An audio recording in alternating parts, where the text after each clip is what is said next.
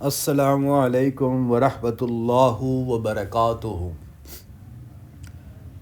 سیدنا صہیب رضی اللہ عنہ بھی سیدنا عمار رضی اللہ عنہ کے ساتھ مسلمان ہوئے۔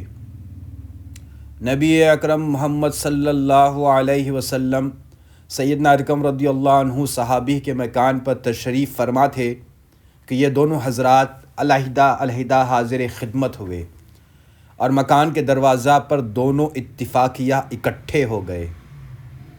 ہر ایک نے دوسرے کی غرض معلوم کی تو ایک ہی غرض یعنی اسلام لانا اور حضور صلی اللہ علیہ وسلم کے فیض سے مستفید ہونا دونوں کا مقصود تھا۔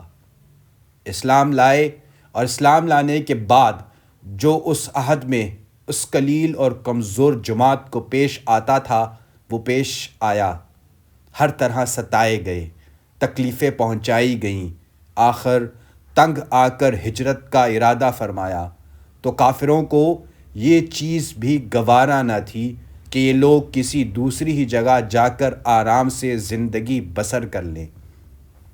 اس لیے جس کسی کی ہجرت کا حال معلوم ہوتا تھا اس کو پکڑنے کی کوشش کرتے تھے کہ تکالیف سے نجات نہ پا سکیں۔ چنانچہ ان کا بھی پیچھا کیا گیا اور ایک جماعت ان کو پکڑنے کے لیے گئی۔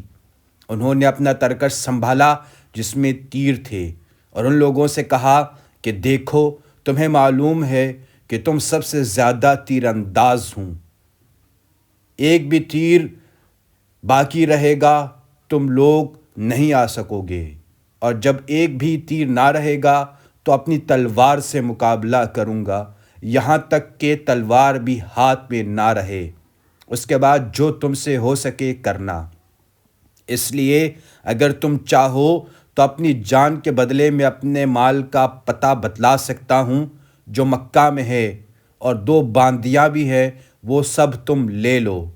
اس پر وہ لوگ راضی ہو گئے اور اپنا مال دے کر جان چھڑائی۔ اسی بارہ میں آیت پاک وَمِنَ النَّاسِ مَنْ يَشْرِ نَفْسَهُ ابْتِغَاءَ مَرْضَاتِ اللَّهِ وَاللَّهُ رَءُوفٌ بِالْعِبَادِ نازل ہوئی بحوالہ در منصور، یعنی بعض لوگ ایسے ہیں جو اللہ کی رضا کے واسطے اپنی جان کو خرید لیتے ہیں اور اللہ تعالیٰ بندوں پر مہربان ہے۔ حضور صلی اللہ علیہ وسلم اس وقت قباء میں تشریف فرما تھے۔ صورت دیکھ کر ارشاد فرمایا کہ نفع کی تجارت کی۔ سیدنا صہیب رضی اللہ عنہ کہتے ہیں کہ حضور صلی اللہ علیہ وسلم اس وقت کھجور نوش فرما رہے تھے اور آپ کی آنکھ دکھ رہی تھی، آپ بھی ساتھ کھانے لگے۔ حضور صلی اللہ علیہ وسلم نے فرمایا کہ آنکھ تو دکھ رہی ہے اور کھجوریں کھاتے ہو۔ آپ نے عرض کیا کہ حضور صلی اللہ علیہ وسلم اس آنکھ کی طرف سے کھاتا ہوں جو تندرست ہے۔ حضور صلی اللہ علیہ وسلم یہ جواب سن کر ہنس پڑے۔ حضرت صہیب رضی اللہ عنہ بڑے ہی خرچ کرنے والے تھے، حتیٰ کہ حضرت عمر رضی اللہ عنہ نے ان سے فرمایا کہ آپ فضول خرچی کرتے ہو۔ انہوں نے عرض کیا کہ ناحق کہیں خرچ نہیں کرتا۔ سیدنا عمر رضی اللہ عنہ کا جب وصال ہونے لگا تو انہی کو جنازہ کی نماز پڑھانے کی وصیت فرمائی تھی بحوالہ اسد الغابہ۔